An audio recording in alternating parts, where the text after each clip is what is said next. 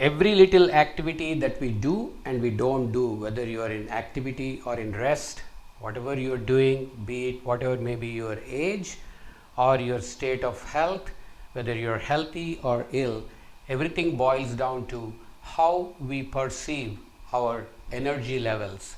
So energy, when it comes to saying the word energy, everything is about bioenergetics.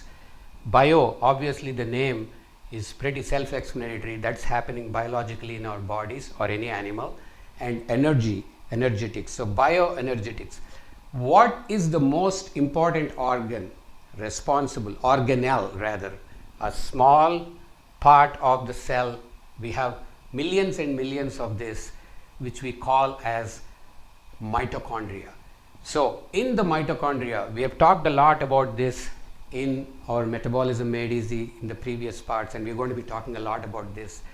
The most interesting and important aspect of running this universe is energy, and the energy is generated in this organelle called mitochondria, and the best function of these mitochondria is reflected as a good state of health, and dysfunction is called as mitochondrial dysfunction, leading to all kinds of symptoms, how we feel with no energy. So how do we mechanistically understand this in what is happening in all of us, whatever state maybe we are in?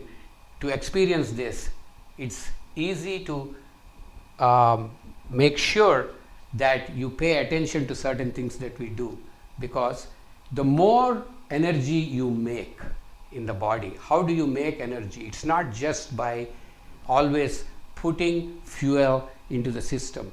You can also make energy by not putting fuel into the system.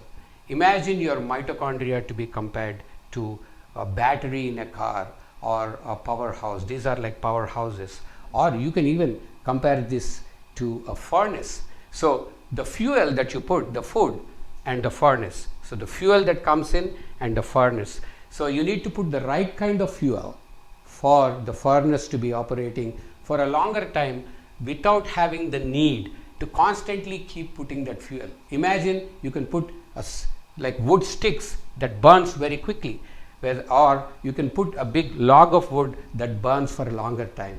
So it is the quality of the food that makes you not eat for a longer period of time. So that's when people say fasting, it is about not voluntarily not eating. It's about spontaneously not having that appetite by putting the right kind of food like a wood log rather than putting sticks in the furnace. So both the fuel and the furnace are very important. So not eating is very important. What it does generate the new mitochondria.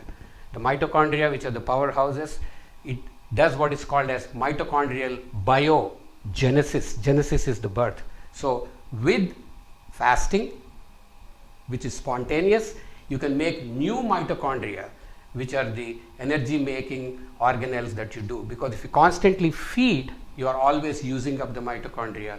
You need to generate the new mitochondria. So the type of fuel that you put in will make you last longer without constantly putting the fuel again and again.